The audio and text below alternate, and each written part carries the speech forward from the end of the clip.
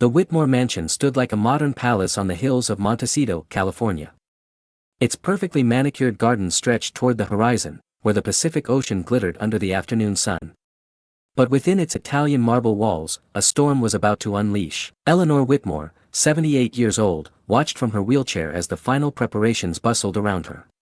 Her silver hair was pulled back in an elegant chignon, and she wore a pearl-gray Chanel suit that had belonged to her late mother. Her blue eyes, still sharp as a hawk's, scanned every detail of the year's most anticipated celebration, the wedding of her grandson Jonathan to Madison Sterling Hayes. Madison had arrived in their lives like a golden hurricane. Heiress to a Texas oil fortune, a retired model turned businesswoman, she possessed that cold, calculated beauty that opened doors and closed hearts. At 28, she had already built a luxury real estate empire spanning 3 states. "Grandma, you look radiant," said Jonathan, approaching her with a nervous smile. At 32, he was the perfect image of an heir, tall, strong-jawed, with perfectly styled brown hair and dressed in a custom tuxedo. But Eleanor knew her grandson well enough to detect the tension in his shoulders, the doubt hiding behind his smile. "Are you sure about this, dear?" Eleanor took his hand gently. "Marriage isn't just a business contract." Jonathan's gaze drifted to where Madison supervised the floral arrangements with the precision of a general directing a battle. "I love her, Grandma. And she's going to be perfect for the family." Eleanor didn't respond, but squeezed her grandson's hand with a strength that contradicted her frail appearance. The ceremony had been a spectacle of opulence. 500 guests, including senators, Fortune 500 CEOs, and Hollywood celebrities, had witnessed the union in the mansion's gardens. White roses imported from Ecuador mixed with Thai orchids, while a chamber orchestra performed melodies that cost more per minute than most Americans' annual salary. Now, as guests headed to the main hall for dinner, Eleanor maneuvered her wheelchair toward the private elevator leading to the dining room. She had been pretending to need the chair for the past 5 years, a facade that allowed her to observe without being observed, to listen without being heard. The Whitmore mansion's grand dining room was a masterpiece of modern architecture. An ebony table for 30 occupied the center, illuminated by a baccarat crystal chandelier that had cost more than an average house. The walls were adorned with Monet and Picasso paintings, while floor-to-ceiling windows offered a panoramic view of the family's private vineyards. Guests took their designated seats, a choreographed ballet of power and prestige. Eleanor headed toward her usual place at the head of the table, next to Jonathan, when Madison's crystalline voice cut through the air like a razor blade. "Excuse me, Mrs. Whitmore," Madison approached with a smile that didn't reach her green eyes. "I've reorganized the seating to optimize business conversations. Your place is..." She paused dramatically, at the auxiliary table. Eleanor looked toward where Madison pointed, a small round table near the service doors, where children and less important guests traditionally sat. "Madison," Jonathan began, clearly uncomfortable, "Grandma always sits at..." "Darling," Madison placed a perfectly manicured hand on her husband's arm, "we're talking about multi-million-dollar mergers tonight. Your grandmother will feel more comfortable in a less intense environment." Murmurs spread through the room like ripples in a pond. Guests exchanged glances, some scandalized, others fascinated by the drama unfolding before their eyes. Eleanor remained motionless, her face a mask of serenity she had perfected through decades of corporate negotiations. "I understand, dear. And where exactly do you suggest I take my meals?" Madison's smile widened, revealing teeth perfect as pearls. "Well, considering you don't actively participate in family business, I thought you might be more comfortable in..." She paused again, savoring the moment, "the kitchen. After all, the help eats in the kitchen." The silence that followed was deafening. It was as if someone had sucked all the oxygen from the room. Forks stopped halfway to mouths, champagne glasses remained suspended in air, and even the ticking of the 18th century grandfather clock seemed to cease. Jonathan stood so abruptly that his chair wobbled. "Madison, what the hell are you saying?" "I'm just being practical, love," Madison responded with a calm that chilled the blood. "Your grandmother is a very sweet elderly lady, but let's be honest, this is the real world of business. The Blackstones are here to discuss the acquisition of our Miami properties, the Chens want to talk about Asian expansion, and your grandmother, well, she can enjoy a conversation more appropriate for her age with the kitchen staff." Eleanor Whitmore closed her eyes for a moment, not from pain, but from a deep calm that preceded the storm. When she opened them, there was something different in them, something that made several guests shift uncomfortably in their seats without understanding why. Slowly, she reached for her Louis Vuitton handbag, a relic from the 1960s that had belonged to her mother. Her fingers, still elegant despite her age, extracted a latest model iPhone that seemed incongruous in her apparently frail hands. You know, Madison. Eleanor spoke softly, but each word resonated in the silent room like a drop of water in a cavern. In my 78 years of life, I've learned that people reveal their true character when they believe they have power over others. She unlocked her phone with a precision that contradicted the image of a technologically challenged grandmother she had carefully cultivated. I've also learned, she continued as her fingers glided across the screen, that real power isn't displayed. It's exercised. She pressed a speed dial number. The phone barely rang once before a voice answered. Richard Blackstone. The voice was clear even on speakerphone, and several guests immediately recognized the name of the CEO of Blackstone and Associates, one of Wall Street's most powerful investment firms. Richard, dear, this is Eleanor. Eleanor. What a pleasure to hear from you. How are you enjoying your grandson's wedding? Eleanor smiled, an expression that didn't reach her eyes. Educational, I'd say. Richard, I need you to immediately cancel the Atlas Madison Holdings contract. The entire package. 30 million. The silence on the other end lasted barely a second. The full 30 million. Eleanor, that's going to completely ruin her business, I know. Do it. Now, consider it done. Anything else? Send a copy of the cancellation document to everyone present on this call. Oh, and Richard, activate the Omega protocol for Madison Holdings. This time the silence was longer.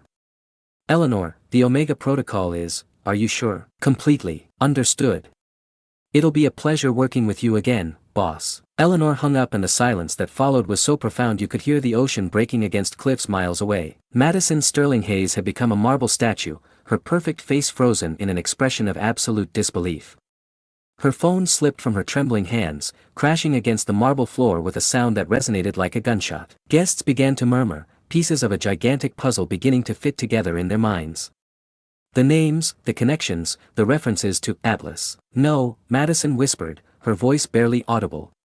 It's not possible. You're just the grandmother. Eleanor slowly straightened in her chair, and for the first time in years, her back straightened completely. The transformation was so dramatic it seemed she had grown 6 inches. Her eyes, which moments before seemed like those of a gentle elderly woman, now blazed with laser intensity. Just the grandmother? Eleanor repeated, her voice now charged with an authority that made every person in the room instinctively straighten. Dear child, allow me to introduce myself properly. She rose from the wheelchair with fluid grace that completely belied 5 years of supposed disability. Several guests audibly gasped. I am Eleanor Whitmore, founder, president, and CEO of Atlas Corporation. Perhaps you've heard of us, we're the 7th largest company in the world by market capitalization. The room erupted in muffled murmurs. Atlas Corporation wasn't just a company, it was a leviathan spanning all continents and virtually all industries. Technology, real estate, renewable energy, artificial intelligence, biotechnology, entertainment. If there was money to be made, Atlas had a finger in that pie. Jonathan sank into his chair, his face a mixture of amazement, pride, and complete surprise. Grandma. Atlas Corporation. You created Atlas Corporation. Eleanor smiled at her grandson, and for a moment, the tenderness of the caring grandmother shone through the mask of the ruthless executive. 52 years building this empire, dear. I started selling homemade pies door to door after your grandfather died in Vietnam. I was 26, had a 2-year-old baby, and $10 in my bank account. She turned to the guests, many of whom now looked at her with reverence bordering on terror. Every dollar I earned, I reinvested. Every opportunity, I seized. Every risk, I calculated meticulously. I bought my first property with 5 years' worth of pie-selling savings. I renovated it, sold it, bought 2 more. In 10 years I had 50 properties. In 20 years I had 500 companies. Madison had begun to tremble visibly. The implications of what had just happened crashed against her like giant waves. Wait, she stammered, if Atlas Corporation, that means my company. Your company, dear Madison, depended on Atlas for 73% of its annual revenue, Eleanor responded with computer-like precision. The property management contracts, development agreements, credit lines, everything flowed through Atlas subsidiaries. Eleanor began walking slowly around the table, her presence filling the room like that of an apex predator. You see, when Jonathan told me about you 2 years ago, I did what any concerned grandmother would do, I investigated. I discovered an ambitious young woman with a promising but dangerously dependent business on a single corporate client. I decided to give that business relationship a chance, as an early wedding gift. Several guests' phones began vibrating simultaneously. Men and women in $5,000 suits looked at their screens with expressions of growing alarm. "What is the Omega Protocol?" Jonathan asked, his voice barely above a whisper. Eleanor smiled, but it was a smile that would have made a shark uncomfortable. "The Omega Protocol, dear grandson, is what happens when someone makes the mistake of publicly insulting the CEO of Atlas Corporation." She walked toward a giant screen that occupied an entire wall of the dining room, originally designed for business presentations during family dinners. With a remote control that seemed to have appeared from nowhere, she turned it on. The screen filled with the Atlas Corporation logo, a mythological atlas holding the world, but with the difference that the world glowed with golden circuits, symbolizing the fusion between traditional power and modern technology. Madison Holdings, Eleanor began as if giving a lecture at a business school, had contracts worth $30 million with Atlas Corporation. Those contracts represented not only their income, but also the guarantees for all their bank loans. The screen changed to show a cascade of red numbers, like a stock market crash. By canceling those contracts, I'm not only eliminating their income. I'm activating acceleration clauses on all their loans.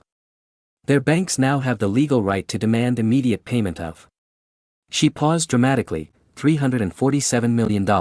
Madison collapsed into a chair, her face completely white. "No, you can't do that. There are contracts, agreements." "Oh, but I can," Eleanor responded cheerfully. "You see, dear, all those contracts were drafted by the world's best corporate lawyers. My lawyers. And they all include a very specific clause about conduct that damages corporate reputation. The screen now showed legal documents, with certain sections highlighted in bright red. Publicly insulting the CEO of Atlas Corporation in the presence of 500 witnesses, including multiple business partners, definitely qualifies as conduct harmful to reputation. Jonathan stood, swaying slightly. "Grandma, this is incredible. Why did you never tell me who you really were?" Eleanor turned to her grandson, and for a moment, her expression softened completely. "Because I wanted you to love me for who I am, not for what I own. I wanted you to have a normal childhood, to make your own decisions, to find your own path." She approached him and took his hands. "Your father, my son, died in that car accident when you were 8. Your mother remarried and moved to Europe. I could have spoiled you with all the money in the world, but instead, I chose to simply be your grandmother. The woman who baked you cookies, who took you to the park, who taught you to fish in the lake behind the house." Tears began rolling down Jonathan's cheeks. "But Grandma, all this time you've been pretending to be frail, dependent?" Eleanor laughed, a sound that echoed throughout the room. "Dear, I've been running Atlas Corporation from my home office for the past 10 years. Every morning at 5 a.m., video conferences with our Tokyo offices. Every night, reviewing reports from our London operations. The wheelchair allowed me to hear conversations people would never have had in the presence of Eleanor Whitmore, CEO. Madison had begun sobbing, her perfect composure completely destroyed. "Please," she pleaded, her voice broken, "I didn't know who you were. It was a terrible mistake, a misunderstanding." Eleanor studied her with the same expression she would use to examine a bacteria sample under a microscope. "A misunderstanding? Do you really think that's what it was?" She walked toward another section of the giant screen, which now showed a series of photographs and documents. "For the past 6 months, I've been receiving reports about your behavior toward service staff. Maria Gonzalez, who has cleaned this house for 20 years, told me how you treated her when Jonathan wasn't present. Roberto Silva, our gardener, described the accidents that occurred when he worked near you. The images showed security camera recordings, Madison deliberately pushing a tray from an employee's hands, speaking dismissively to gardeners, treating drivers as if they were invisible. I thought maybe it was wetting nerves, stress from adapting to a new family. I gave the benefit of the doubt to the woman who had won my grandson's heart." Eleanor turned to Jonathan, who watched the images with growing horror. "But tonight, dear grandson, she has shown me exactly who she is when she believes she has power over someone she perceives as weak. And that person is not someone I want in my family." The room had fallen into sepulchral silence. The 500 guests, many of whom had come expecting an elegant celebration, were now witnessing the complete dismantling of a woman and a revelation that would change their own lives. Mrs. Whitmore, one of the guests, an older man Jonathan recognized as Charles Morrison, CEO of Morrison Industries, stood up. "Is it true that you are the Eleanor Whitmore?" The woman who revolutionized the tech industry in the 90s. Eleanor smiled. Guilty on all charges, Charles. Although I believe we met at the Davos conference 15 years ago. You were sitting 3 seats to my left during the artificial intelligence panel. Charles Morrison swayed slightly. But you were. I mean, you wore a Chanel suit and spoke with a British accent. Yes, that was my public persona. Eleanor Whitmore, the executive. This, she gestured toward herself, is Eleanor Whitmore, the grandmother. 2 aspects of the same person. Madison had stopped crying, but her face was marble-like with shock. My company, my employees, there are 200 people who work for me, and now they're unemployed, Eleanor responded without emotion. Although, curiously, Atlas Corporation is experiencing sudden expansion in the luxury real estate sector. We'll be hiring approximately 200 new employees in the coming days. With better salaries and benefits, of course. The clinical cruelty of the maneuver left everyone speechless. In less than 10 minutes, Eleanor had not only completely destroyed Madison's business empire but had effectively absorbed all her employees. This is monstrous, Madison finally found her voice. You're ruining my life over a bad joke. Eleanor stopped, her expression hardening to pure ice. A joke? Calling a 78-year-old woman help in front of 500 guests is a joke. Her voice began to rise, and for the first time, real fury began to seep through her iron control. You know what's not a joke, Madison? Maria Gonzalez working 3 jobs to send her 4 children to college.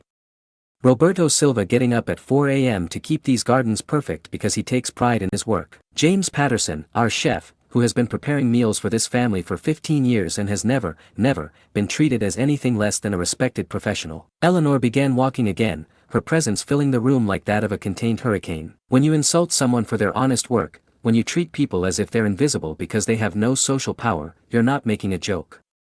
You're revealing the rotten contents of your soul. It was then that Jonathan did something no one expected.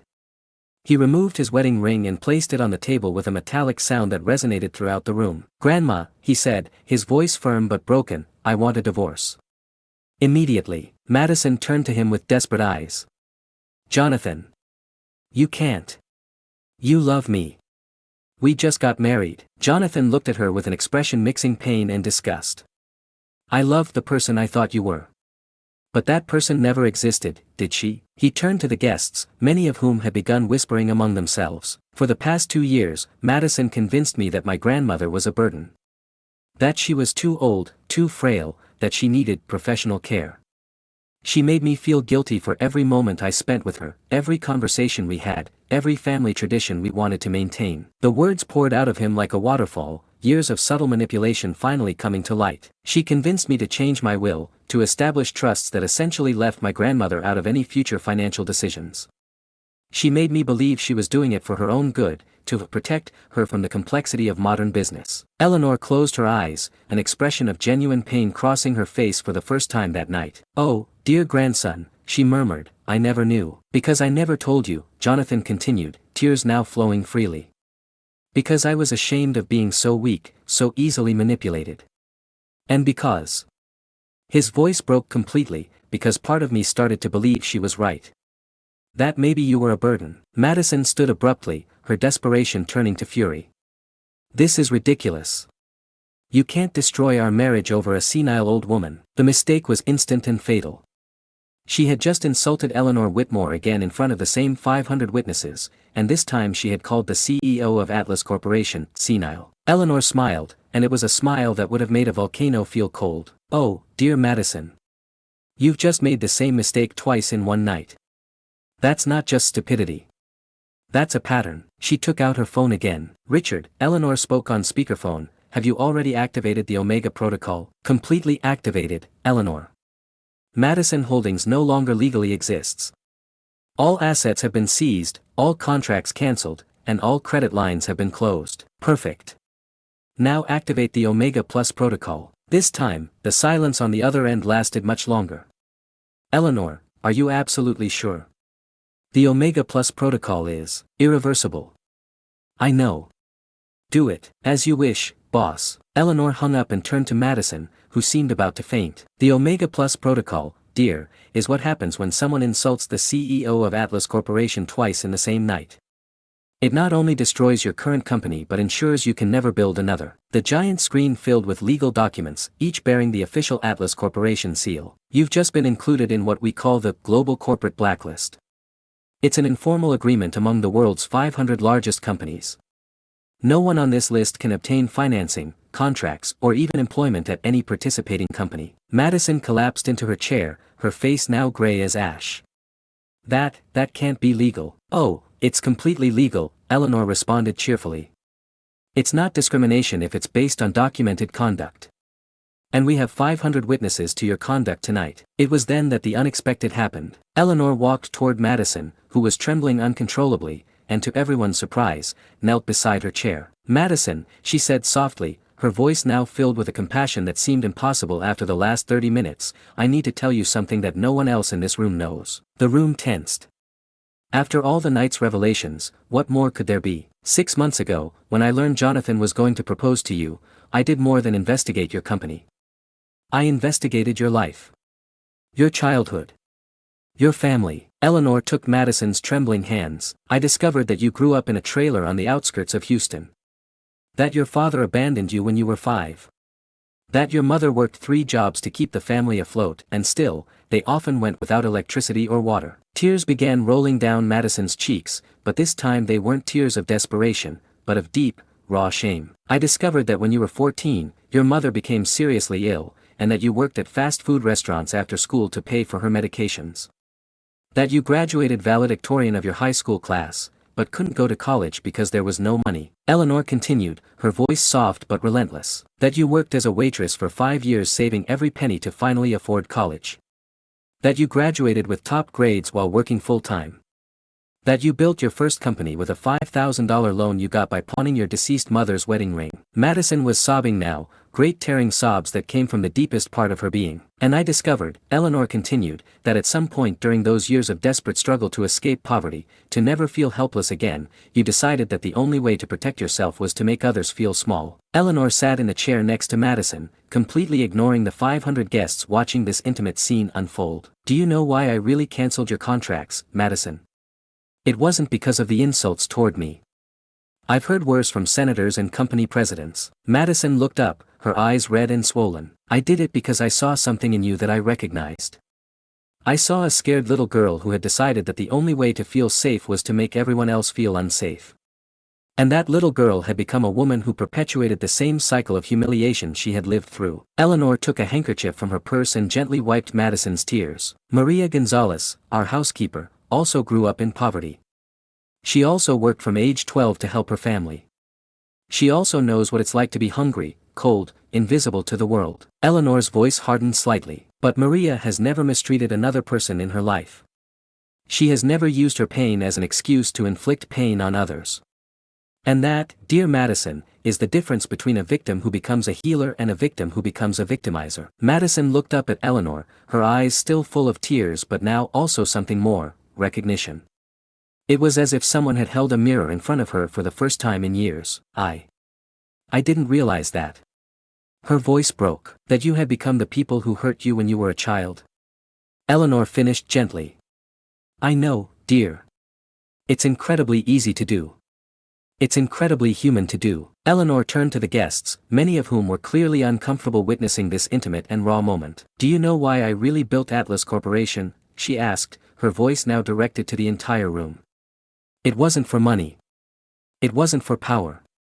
It was because when I was 26, a banker told me that little widows had no place in serious business. A bitter laugh escaped her lips. He told me I should get an appropriate job for a woman, like secretary or nurse, and leave finances to men. He made me feel small, insignificant, like my dreams were a joke. Eleanor walked to the center of the room, her presence commanding everyone's attention. That night I cried for hours. But the next morning, I made a decision. Instead of making others feel small to make myself feel big, I would build something so big that no one could ever make me feel small again. She turned to Madison again. You made the opposite decision, dear. You decided that the only way not to feel small was to make others feel even smaller. Madison had fallen silent, processing Eleanor's words. When she finally spoke, her voice was barely a whisper. What can I do? You've destroyed everything. My company, my reputation, my marriage. She looked toward Jonathan, who avoided her gaze. Everything is gone. Eleanor studied Madison for a long moment, as if evaluating a complex equation. I'm going to make you an offer, she said finally. An offer I've never made to anyone in 52 years of business. The room tensed again. After all the night surprises, no one knew what to expect. I'm going to give you the chance to rebuild your life. But not in the way you expect. Eleanor walked to her purse and pulled out a sealed envelope. This envelope contains a job offer. Not as an executive, not as a CEO, not as any position of power you've had before. She extended the envelope to Madison. It contains an offer to work in Atlas Corporation's Social Services Department. Your job would be coordinating aid programs for low-income families, administering educational scholarships, and supervising our community kitchens. The room erupted in murmurs. It was such an unexpected proposal that no one knew how to react. The salary is $45,000 a year. You would have a one-bedroom apartment in one of our affordable housing complexes. You would work directly with the people you once despised. Madison looked at the envelope as if it were a poisonous snake. Why? She asked. Why would you give me that opportunity after what I did? Eleanor smiled, and for the first time all night, it was a completely genuine smile. Because 30 years ago, I was you, Madison. Not in the same way, but I was a wounded woman who had hardened her heart to protect herself. And someone gave me a second chance when I didn't deserve it. Eleanor walked to a chair and sat down, suddenly looking every one of her 78 years. His name was Robert Chin. He owned a small import company in San Francisco, and I was a young, bitter widow who had just lost her first bank loan. Her eyes grew distant, remembering. I went to his office to ask for a job, any job. But I was so full of anger, so resentful of the world, that I treated his secretary horribly. I called her just a secretary and acted as if she were invisible. Eleanor laughed softly. Robert heard me from his office. He came out, told me exactly what he thought of my behavior, and then made me the same offer I'm making you. She turned to Madison. He offered me a job in his company's filing department for $200 a week. He told me that if I could spend a year treating every person with respect, regardless of their position, he would help me get the loan I needed for my business. And did you do it? Madison asked, her voice full of genuine curiosity. The first 6 months were the hardest of my life, Eleanor admitted. I was used to being the victim, used to blaming the world for my problems. Learning to treat people with dignity when I was full of pain, it was like learning to walk again. Eleanor stood and walked to the window overlooking the ocean. But something strange happened. The more kindness I showed others, the less pain I felt. The more I helped people, the less I needed to hurt someone to feel better. She turned to Madison. Robert Chen never lived to see Atlas Corporation's success. He died of a heart attack 2 years after giving me that opportunity. But at his funeral, his secretary, the woman I had treated so badly, told me something I'll never forget. Eleanor paused, her eyes shining with unshed tears. She told me, Mrs. Whitmore, Mr. Chen always said that people aren't bad. They're just hurt. And hurt people can heal if someone shows them how. Madison took the envelope with trembling hands. She held it for a long moment, as if it weighed tons. If I accept this, she said slowly, I lose everything I thought was important. The money, the status, the power. Yes, Eleanor responded without hesitation. You'll lose everything. But maybe you'll find something worth more than all of that. What? The ability to look in the mirror without feeling shame. Madison closed her eyes, and for a moment, the entire dining room remained in absolute silence. When she opened them, there was something different in them. A quiet resolution, perhaps, or maybe simply exhaustion. And if I don't accept? Eleanor shrugged. Then the blacklist remains active. You'll never work at a major company again. You'll probably end up exactly where you started, waiting tables at a fast food restaurant. Except this time, you'll be 28 instead of 18, and bitterness will have hardened you too much to dream of something better. It was a brutal but honest description. Madison looked toward Jonathan, who had remained silent throughout the entire conversation. And us? Jonathan slowly shook his head. Madison, even if you accept my grandmother's offer, even if you change completely. I need time. A lot of time. And honestly, I don't know if we can rebuild something after this. Madison nodded, tears flowing again. I understand. She turned to Eleanor. If I accept, how do I know it's not just another way to humiliate me?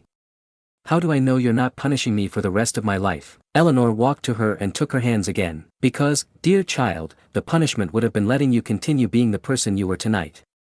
That person was destined for a life of loneliness, bitterness, and regret. This opportunity isn't punishment.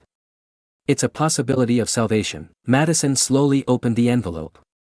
Inside was a detailed job contract, an apartment description, and something unexpected, a photograph. It was an image of a community kitchen full of families. Children laughing, parents sharing meals, elderly people playing chess in the corners. In the center of the image, a young woman served food with a genuine smile on her face. "This is Sarah Martinez," Eleanor explained. 5 years ago she was addicted to drugs, had lost custody of her children, and lived on the streets. Now she runs our rehabilitation program in Los Angeles and has reunited with her family. Madison studied the photograph, and for the first time all night, she smiled. It was a small, fragile smile, but real. "Do you really think I can change?" she asked. "I think you've already begun," Eleanor responded. The Madison who entered this room tonight would never have asked that question. Madison looked around the room, at the 500 guests who had witnessed her complete humiliation and possible redemption. "They're going to remember this forever," she murmured. "They're going to tell this story at cocktail parties for years." "Yes," Eleanor agreed. "But the question is, what story do you want them to tell? The story of the woman who was destroyed by her own cruelty? Or the story of the woman who found the courage to rebuild herself from scratch?" Madison took a deep breath, signed the contract with a pen Eleanor offered her, and stood up. "I want to apologize," she said, her voice barely audible but firm. "Not just to you, Mrs. Whitmore, but to Maria, to Roberto, to James, and to all the employees I've mistreated." She turned to the room full of guests. "And I want to apologize to all of you for witnessing the worst of me tonight. I hope someday to be a person you can be proud to know." 5 years later, the Atlas Community Center in Los Angeles buzzed with activity. The aroma of home-cooked food floated from the kitchens, mixing with the sound of animated conversations and children's laughter.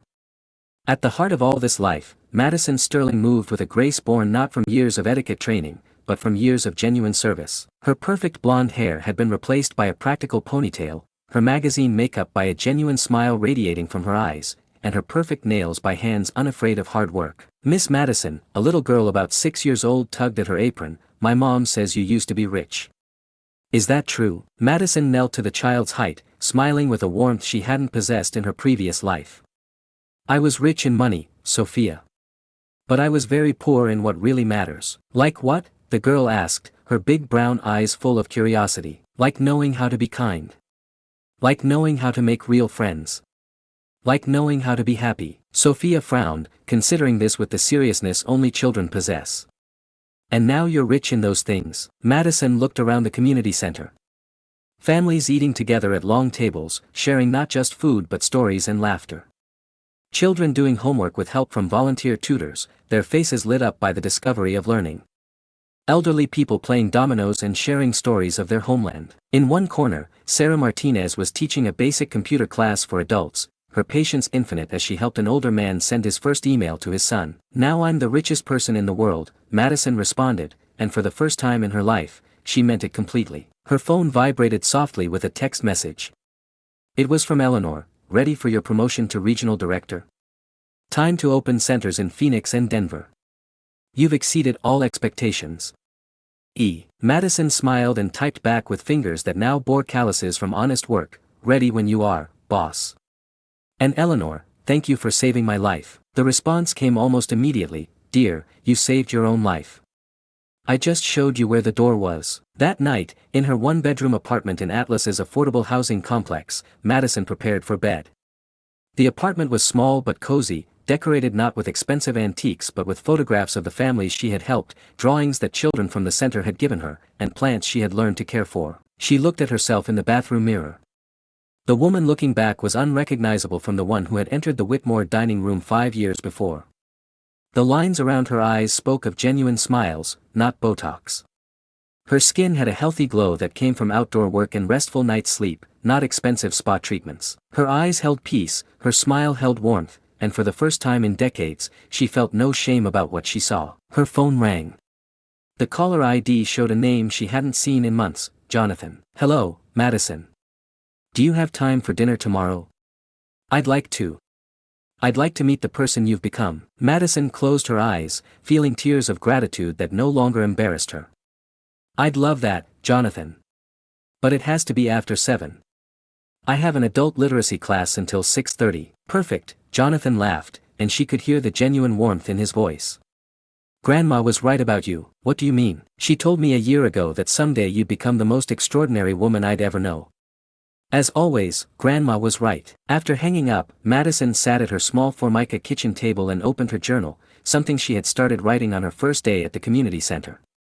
The first entry had been a short paragraph full of resentment and self-pity. Now, 5 years later, the pages were filled with stories of the lives she had touched and the lessons she had learned. Day 1827, she wrote with her cheap but reliable pen. "Today I helped 3 families find housing, taught 2 adults to read their first words in English, and a little girl reminded me that true wealth cannot be counted in dollars." Eleanor Whitmore didn't just save my life that night, she taught me that it's never too late to become the person you're meant to be. The hell I lived through in that mansion was the price I had to pay to find heaven in this little community center. And I would pay that price 1,000 times over for the peace I feel now. Jonathan called. He wants to have dinner. I don't know if we can rebuild what we had, but I know that any relationship we build now will be real, based on who I really am, not on a mask of perfection. And that, in itself, is a miracle. Tomorrow we start planning for the new centers. Sarah will be in charge of Phoenix, and I think Miguel can handle Denver. Watching people transform, find their purpose, is better than any adrenaline rush I felt closing million-dollar deals. This is real power, the power to change lives for the better. Thank you, Robert Chen, for teaching Eleanor how to heal. Thank you, Eleanor, for giving me the chance to heal. And thank you to my 5 years ago self for being brave enough to sign that contract, even when it meant losing everything I thought I wanted. And as Madison wrote those words, 20 miles away in her home office, Eleanor Whitmore read the monthly community center reports with a smile of maternal pride. On the last page was a note from Sarah Martinez: "Miss Madison is ready to run our national program. She's the best supervisor we've had, and more importantly, she's the kindest person I know. Robert Chen would be proud." Eleanor closed the report and looked at the framed photograph on her desk, her and Robert Chen the day he gave her her first opportunity, both young and full of hope. "You're right, old friend," she murmured to the portrait. "Hurt people can heal. They just need someone to show them the way home." The story of that night had become legend in business circles, told and retold at conferences and business dinners. But the real story, the story of redemption, forgiveness, and second chances, that story continued to be written every day on the streets of Los Angeles, Phoenix, and Denver. In the lives of families who found hope in community centers, and in the transformed heart of a woman who had learned that true power isn't in destroying others, but in helping them rebuild. And so, the Empress of Atlas proved that her greatest empire wasn't built of money or properties, but of the lives she had touched and transformed. Because in the end, that's the only wealth that really matters, the difference you make in other people's worlds. 3 months later, in a small chapel in Montecito, Jonathan Whitmore and Madison Sterling were married for the second time. This time there were no 500 guests, no orchestras or exotic flowers.